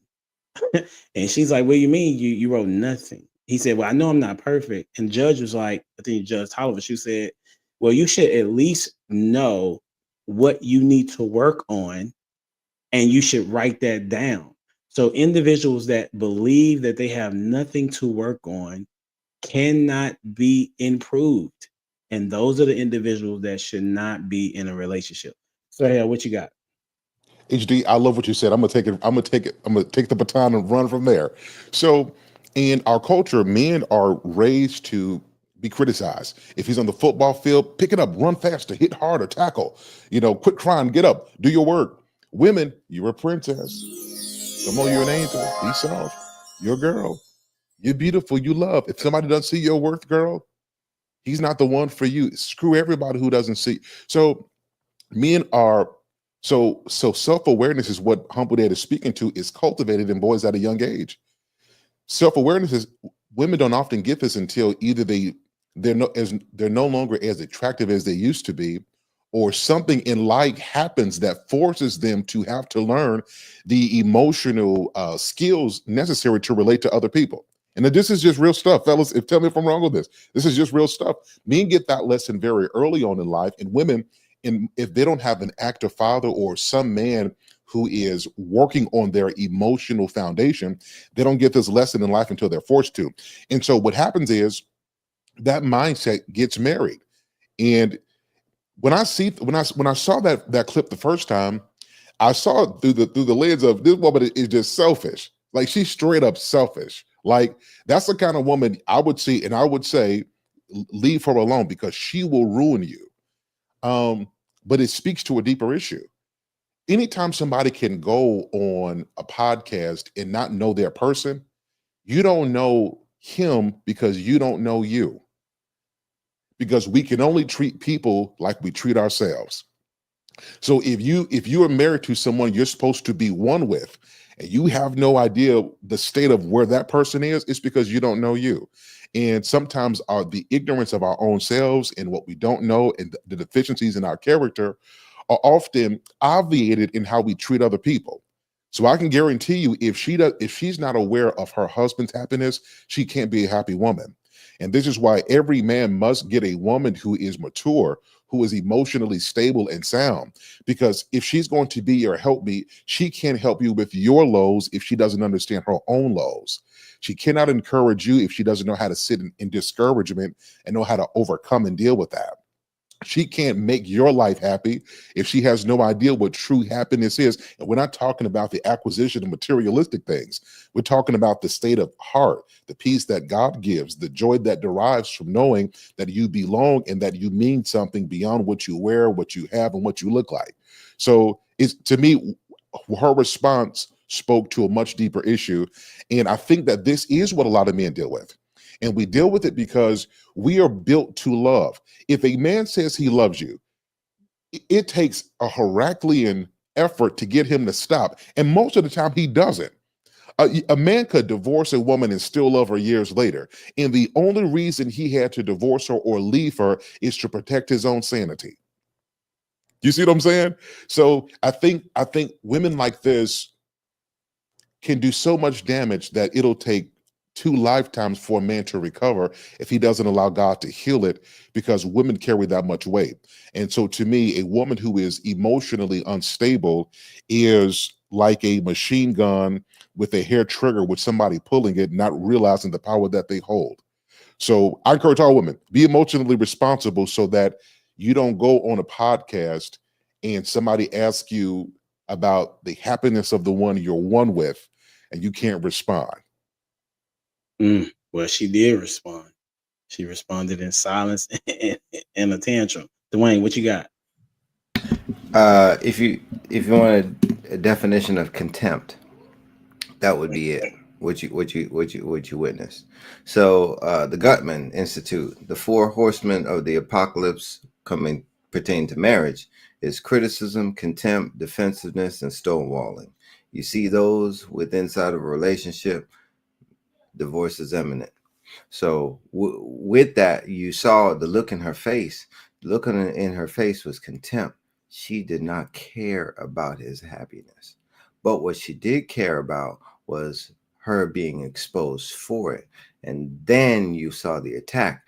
And that's what Monique was talking about last week whenever she was talking about the narcissistic tendencies of women, is the complete lack of care and acknowledgement of the feeling of somebody else. That's what she saw in that woman's face. That's what's up. Lost on you. You know what? The thing I think everybody's missing is that the reciprocity in this particular situation is off. And what I mean by that was, she said that people always ask me if I'm happy. You know what I'm saying? And she never, ever even thought about pouring into her husband. And I think what we actually saw was shame. You know what I'm saying? We actually saw shame come over her face. And it was like one of those situations where you realize that, dang, I'm the monster in his life. I'm the source of his pain when you're supposed to be the source of his joy. You see what I'm saying? Well, God's supposed to be source of joy, but at the same time, that's who your person is on this planet. You see what I'm saying? So in this particular situation, I don't think she was aware until somebody pointed it out that you're supposed to return the love that you get back. And I think a lot of times in relationships, I think a lot of women don't realize that they're supposed to pour back into their man. Men already know off the top they're supposed to do for women. That's what we're bred for. That's what we do. Protect and provide. You know what I'm saying? We know it. It's lockstep. But at the same time, how many times have you heard women say, hey, look, this is what you're supposed to do for your man? You can hear from the rhetoric online, that type of thing. If he's not doing this, that, and the other. But you rarely hear women say, hey, look, this is how you take care of your man. Let me tell you, one of the funniest things I've ever saw, I found myself on the Lunchero side of TikTok. If y'all ain't never seen Lunchero on this side of TikTok, trust me, y'all go check that out. It's a bunch of Hispanic people, husbands and wives, where the husband goes to work and the wife doesn't fix him a lunch. And this is bad mama jamma coming up to the work spot with a doggone lunch truck, feeding all the fellas, all the little Mexican food you can stand. You can just eat. I mean, all of this stuff. And she got home. She's like, when the husband got back home, she was like, what did you eat for lunch? He said, hey, the Lunchero lady showed up, and she already knew right then and there. She said, from now on, I'm making your lunch. He said, I'm saying, if you ever seen the Lunchero chick, you already know. The Lunchero chick is the bad bee that you see in these streets. You know what I'm saying? That's shaped like a Coke bottle and fixing your man all type of lunches, bending over in the cooler, getting him a nice cool Coke. You see what I'm saying? That type of thing. So if you want to see something that's funny, go over there to TikTok and watch the Lunchero dramas unfold. See, those women already know, if I don't feed my man, some other woman will. And not only that, he's giving her money to the Lunchero lady when it could be put back into the household. You see what I'm saying? It's the reciprocity that we don't ever get. It's actually bad business. Think about it. Sir Hell, how many times would you go back to a restaurant if you went in and you bought, say, hey, let me get a chicken plate, okay? And all of a sudden they took your money and they never gave you your food. How many times would you continue to come back to that restaurant? You see what I'm saying? I think a lot of times in our relationships, we treat men like we would have treated Sir Hell. We'll take his money and then turn right back around and don't give him nothing. We'll take his love and turn around and don't give him nothing. We'll take his efforts, turn around and don't give him nothing. You see what I'm saying? That type of thing. When all he did was go to work, do what he's supposed to do, wanted some sustenance so he can keep going on, hand you over his money, he gets absolutely nothing in return. You see what I'm saying? How many times do you think he would continue to show up at that particular restaurant? And I think in this situation where this lady showed up on this podcast and he asked him, was he happy? I assure you, she took his money and didn't give this man his plate. That was phenomenal. Prototype. Would you have any thoughts on the video? Not really. Only because, like I said, she knew her husband wasn't happy. Y'all saying that she didn't know or wasn't sure? No, she knew he wasn't happy. That's why she had that reaction. You know what I'm saying? She knew she's terrible at whatever she was supposed to be doing. So, I mean, I really don't have no comment on that. You know what I'm saying? Like, that's not a problem. That's cool. My thought process was when he said we got it, I think it was a setup. Like what I'm thinking is that maybe the husband got to them and talked to them about interviewing his wife and to ask that question. That's just my thought process. No, you can see it though. You can see like that's what they get. That what you mean? What you get? When he said I got it, yeah, I see your husband's not happy. They were saying they got the answer. Yeah, they got the answer. Husband happy. Yeah. Okay, got it. Yeah, men understand when another man's been mistreated, even when he's not there. Yeah. But I want to disagree. So a slight disagreement. I don't think it's that she was shamed. I think, like I said earlier, you know how women are cultured. If he ain't this, then you deserve better. I think she was trying to get the men back in line. They usually ask me this, so let's reverse this question and ask if I'm happy. Forget him. I think that's what it is. Interesting. Right. I was going to ask what her profession was. Like, why was she even being interviewed? So I was trying to figure out, like, what did she think she was going on that platform to push? I don't know, because the first question she said should have been, you know how women, Jamie's being a woman. Why was she happy? So it could have been something related to relationships. Right. It seemed like she had an agenda, like she was already going in there. So when it looked like they probably may have looked her up a little bit and seen that she goes on there playing a victim, but she's married. So there's a lot of women who go and speak negatively about men, but they're married at home, which doesn't make sense to me. Sometimes I'm like, how are you a part of this movement and you are married? You know what I'm saying? Like, what is it on the late? What is it? Have a Conversation. What's the name of the show? The one that's traveling around the country. The one that Trill is on. Tonight's Conversation. Yeah. There's a woman on there that's married that speaks negatively about men on a regular basis. Oh yes. So it does happen for sure. All right. So before we get to the last question, let people know where can they find you, and then we're gonna get y'all this last question and be out of here. Lost, where can they find you? You can find me here on Humble Dads on Mondays. You know what I mean? Also, you can find me on my channel, Lost in Translation Podcast, and also on Black Man Unfiltered as well too. I'm usually there every day. Also, you can find me on TikTok under Navigating to the Altar, and also on the Lost in Translation Podcast, and also Instagrams too. No, Navigating to the Altar. Prototype, what you got? Man, you can find us at Prototype Dad podcast on TikTok, Instagram, I was about to say YouTube. Man, we all over the place, man. Just Google Prototype Dad and we'll come up for sure. That's what's up, Dwayne. How you come off mute to go on mute? Man, it's a cold world. It's a cold world. DwayneJonesPhotography.com. That was for you, Prototype. It's me, Jamie. You can find me on YouTube at Jamie Radiance Moorhead 7. Really, you can find me on all social media platforms with that same name, but I really want y'all to go to YouTube. Just stay over there. Okay. For sure. So hell, my dude. Hey, so thanks for the question, Humble Dad. So you guys can find me, Sir Hill Speaks, everywhere. Just Google it, you'll find me. Connect will be plugged in, and new material will be coming out very, very soon. That's what's up. Miss Monique? Instagram, which probably be the main one, is I am Monique DeLeon, and then the website www.thrivinginsinglehood.com for Christian singles. A lot of material and mentorship program and stuff for you guys there. So that's what's up. Make sure y'all like, share, comment, subscribe to the channel. Make sure you subscribe to everyone that's on the platform. And this is the last thing that we're going to do is talking about men communicating. It's not until a woman realizes that a man will communicate with the woman that he likes. A man will do any and everything y'all say men don't do. with the woman he likes. Yeah, you know how many men? Did you hear what he just said? No, a man will do everything that y'all say men don't do and men ain't capable of, and ain't no more men like this. He will do all that without having to be prompted. Yeah. And he would do it with joy and glee for the woman he actually liked. Sometimes it ain't all he won't do it for you. Prototype, let's go. What you got? What's your thoughts on that? Why? Because that's something I would say. That's why I go first. That's something I was. Look, Jamie, don't be shaking your head. Don't do that. I mean, no lies was told. You know, we'll definitely do. You know, whatever we say we wouldn't do.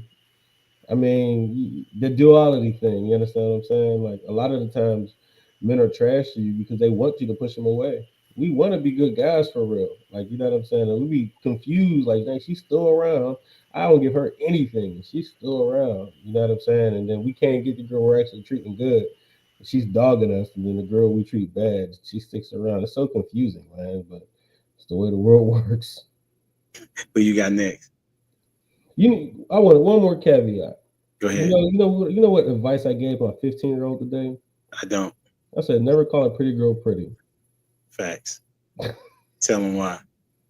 I said, call ugly girls pretty and pretty girls ugly, and then it'll work out for you. He was like, why? I was like, I don't know, but that's just what works. We'll go with Jamie. Who you got going next, Prototype? Listen, I really hope that's clipped at the 141 mark for sure. Listen, tell them what they don't want to hear or what they want to hear. You know, hey, that would throw them out for sure. Prototype, who you got going next, homie? Go ahead, Jamie. I don't have anything to add. I mean, I agree with the video. Prototype, I don't agree with that last statement you said, but it is funny. I feel like that's the way to humble them, which you was trying to not say that. You know what I'm saying? It's trying to like humble the pretty girl so that she don't get beside herself. Why would you do that to somebody then? That's what works. I don't know. I'm not trying to humble. I'm trying to be productive. Women try to say what it is that they want, but in reality, it's not what they want. That's the thing. I'm trying to win. Yeah, so how I win is by doing that, calling the pretty girls ugly. And I was like, yeah, if they pretty, so you just talk about their head being big or something like that. You know what I mean? If they're ugly, you call them cute. But you know what I'm saying? When they're pretty, you got to talk about them. All right, so basically my question is around communication, right? And how men do communicate, but women are saying that men don't communicate well. I'm sure y'all have heard these things stated or saw it somewhere that men do not communicate well, right? So my question is, based upon what he said, how do you put those things together? Is it true that men only communicate with women that they love and admire and want to be with, or do men just don't communicate well? Prototype. Okay, Prototype don't want to say who's going next. We'll go with Lost. You know what? I want to laugh at Prototype, man, because y'all looking at him as a negative. I'm looking at it as a positive because he brought some joy to some other woman who didn't hear that she's pretty that day. So wow. I appreciate that. I appreciate that, man. I really do, man. You know what I mean? My whole thing is this. As far as the video, men will do for women that they want to do, but they got to have no fear of losing her. You know, I think a lot of times guys will tap dance around a question or an answer or what they really feel because they're afraid that she may leave her. But the minute that you no longer have fear that she's going to leave, you can be honest and you can say what you really want to say. You know, I've told women plenty of times, you know, they ask me, hey, would you date me? I'm like, no. And here's why. You're selfish. You don't think about anything about me. I said, in a relationship, you know, you got to have some type of reciprocity. I always ask you, how's your day? And you always lay somebody else's trash at my feet. You never ask me how I'm doing. I said, I always leave them with something that they can improve on because I don't fear losing them. You see what I'm saying? So the minute that you get to the point where you no longer fear that they're going to leave, I think that's when honesty can actually come to the table. And I'm going to go with Jamie. I did answer. Remember, because I said I agree with the video. I don't want to add to, but I will say that I agree with you. When you don't fear somebody leaving, you can be as brutally honest and be able to be vulnerable and just keep it real. And if they decide to say good, you know what I'm saying? Good, then you work on that. Because if you start to say, that's you telling me that you're gonna work on that. Now, if you stay and we still have the same problem, that means you playing in my face, and then you gotta go. I'm gonna make the decision for you. I'm gonna stop talking to you. So I do appreciate that you said that. That was good. I knew you had it in you. Yeah. Can I ask how can I love someone or something if I'm not afraid to lose you? Ask that again. How can I look, Dwayne? Look, how can I love you if I'm not afraid to lose you? It's called free will, man. Yeah. That's why God gives us free will. He doesn't make us love him. You know, the choice is up to us. If you love somebody and they love you back, they'll stay. If they don't, then they'll leave. That's love, man. That's ultimately letting it go. He's saying that he's saying like a part of love is giving constructive criticism, is what he's saying. And he's saying, how can you love someone and you don't give them constructive criticism? Is that right, Prototype? No. It was said you got to not be afraid to lose them. Right. I can't love you. I don't care about you if I'm not afraid to love you, if I'm not afraid to lose you. I don't agree. Okay, here's why. I don't agree. I've come to the realization that the truth is better than the fear of controlling you or keeping you. If I really love you, I'm going to tell the truth to you so that you have the option to be a better person. That's real love. And I think that what society has taught us what is love is saying that I don't want to lose you. And so we mask these situations and people leave relationships worse than when they actually came in because there's no constructive criticism. I left you because you on this day of the week, every week you leave me and it's unstable here, right? But a lot of women don't get that feedback, so they think that man just left because she's a strong-willed woman, right? That she knows what she wants. Men don't give criticism. We don't give jewels to women we don't want to stay because we hate building a woman only for the next man to enjoy. You know what I'm saying? So we're not going to give you jewels. We're not going to say anything constructive. We're not going to say anything at all. Like, you know what I'm saying? We're just going to let you be dumb for as long as you're going to be dumb until you decide to leave. If we don't want you, now, if we want you, then we're going to say something to you. We're going to try to build you up. But it still doesn't speak to the question of if I'm just brutally honest with if I'm just brutally honest with you, that's not love. That's actually quite harsh. You know what I'm saying? Like, that means I'm trying to get rid of you. So you have a homeboy who's trying to get out of his relationship, and he told his woman that she was fat and she's boring, and you shouldn't come to dinner with me. You know what I'm saying? It might be true, but he's being brutally honest like that because he is trying to get rid of her. He's being mean, and I told him that today. I was like, bro, don't destroy her, just leave her. You know what I'm saying? So you're saying, but there's a way to give constructive criticism without being ugly. You know what I'm saying? I think what even Lost is saying is just give the feedback that's necessary in their tactful way. But you know what? When I read the Bible and I have to look at certain sins and certain things that upset God, he's pretty brutally honest too. And I have to accept that my Heavenly Father, my Creator, feels that way about me if I'm a sinner, right? Like if I continue to do this, then he looks at me like he's disgusted. And that's a brutally honest statement coming from somebody that can kill not just my body, but my soul too, right? He has the ultimate like author of my fate. And so people got to stop being sensitive. Now, I know that's probably not ideal in the dating world because, you know, I've been told don't take dating advice from Jamie because you are not going to remember Prototype. You said, don't listen to me. Remember that? Because but if you want a successful, I think friendship, relationship, all of that is time to have real conversations with people because people are not even making it into their purpose and their calling because we keep lying to one another. We're not giving proper feedback. We're not sewing into people the right way. And that's just the truth. I love people enough to tell them exactly the truth. Even my own mother, I will go up against my own mama, because at the end of the day, I want you to be better. And I don't want you to die the same. I don't want you to die working feelings away. I want you to be healed and whole in Jesus' name. That's the truth, right? So, I mean, that's the way I love. I love because I want you to be better. My form of love is the truth. So I don't know, Perfect. Let me put it to you this way. I'm gonna help you out. A friend of mine, Bella, who's on TikTok, she made a post that says, why is it that people always want to lie to me? You know what I mean? And the killing part about it was she said some guy said, see, that's why I can't tell you the truth, because of the way you're going to act. Well, if you think about it, he's lying to her because he's selfish and he wants to keep her to himself. You see what I'm saying? He's not telling her the truth that she needs to hear. He's telling her what she needs to hear long enough for her to stay until he gets what he gets. That's selfishness. That's not love. You see what I'm saying?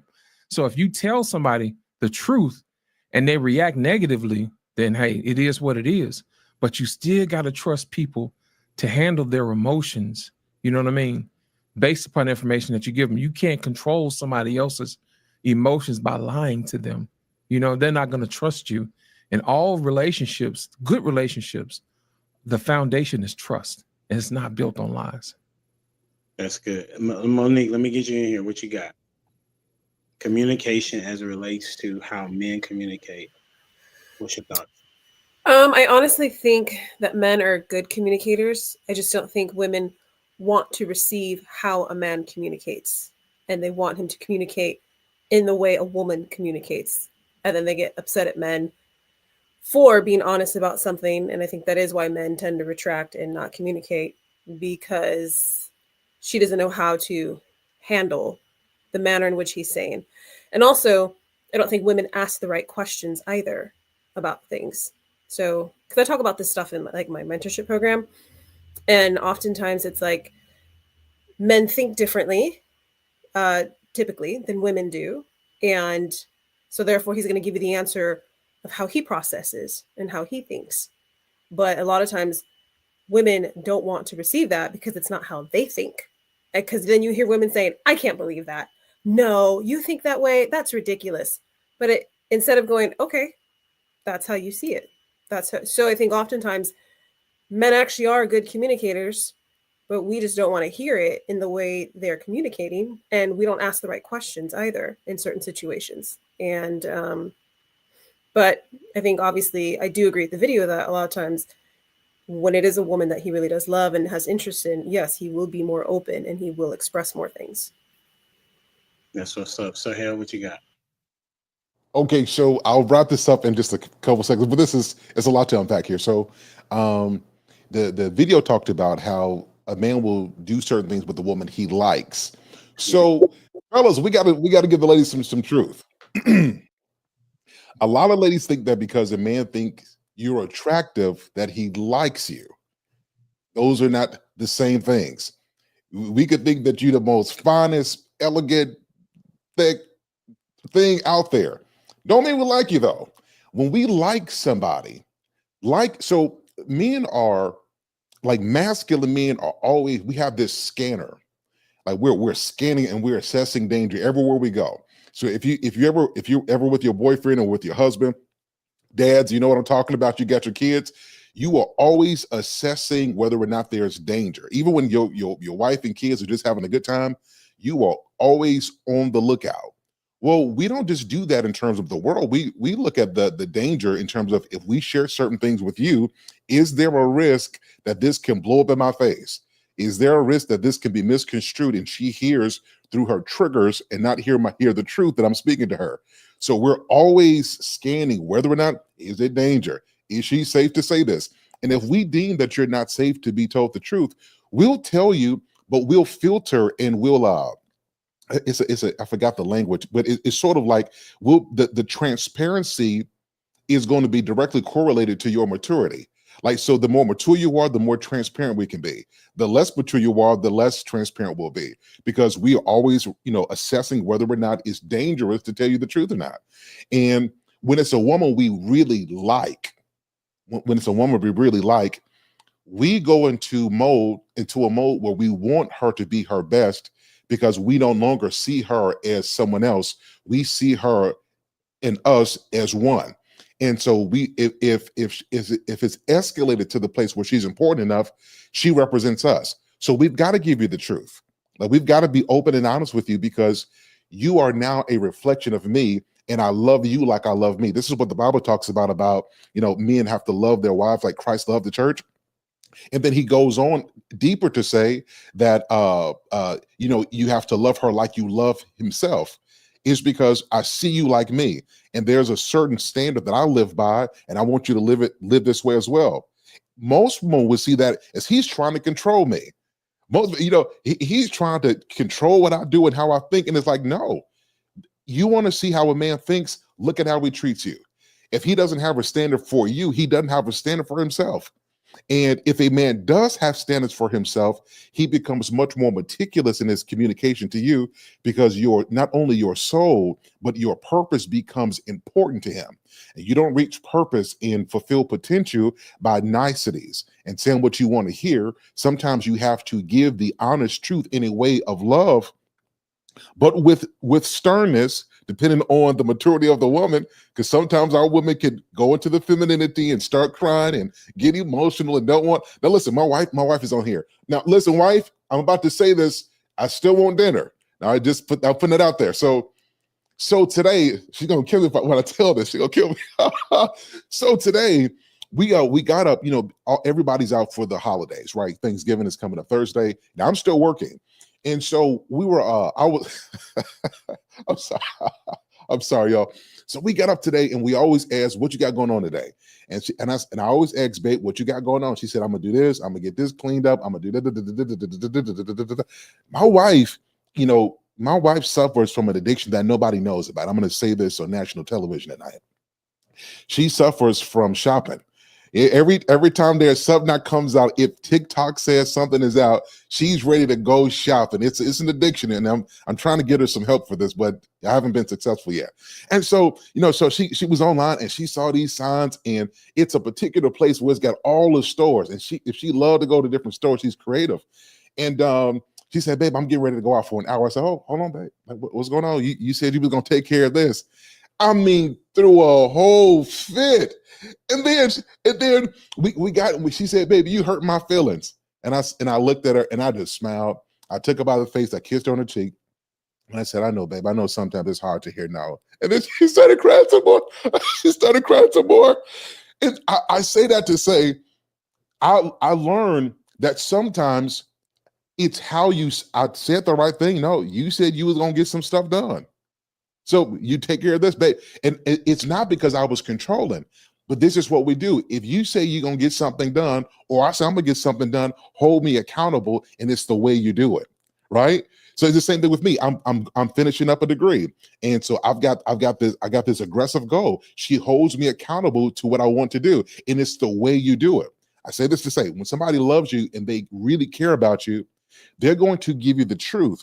But the thing is, and I think Jamie said this, they're going to adjust how they say it because they understand how to target you. And they don't talk to you how they want to receive. They talk to you based on how you receive, and they do it in such a way that they don't make you fight with them because they're really just trying to make you better. That was phenomenal. Dwayne, you got the last take, bro. Oh man. Hey, I'm gonna keep it nice and simple. You not win yet? Oh, yeah, no, she's got to go. Oh, you got to go. Yeah. Okay, no worries. You have a good one. Thank you. Bye. Thank you. Absolutely. I'm gonna keep it nice and simple. Yeah. You ain't got to lie to kick it. If you do, you ain't kicking it with me. That's what's up, man. Well, I appreciate y'all time, man. This has been dope, been fun. Thank y'all for staying over a little bit, because I really wanted to get to that particular point of the conversation of how men are treated, whether it's through conversation, whether it's through how we respond to women in a sexual manner, as it relates to trying to be husbands and be fathers and things of that nature. Men are treated in such a way that we've seen in a negative light in sometimes, even though we have very positive men in our lives, right? And so I would like to say on behalf of most men, the good ones anyway, that our perspective is to build our community to be healthy, productive, and visionaries is what I would say. And also, women, you can pick the men instead of the bear. Until next time, we out here. Deuces.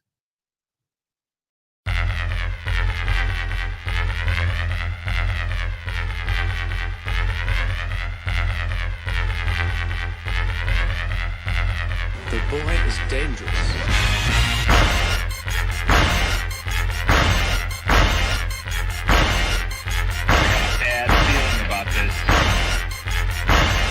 You don't seem to understand something.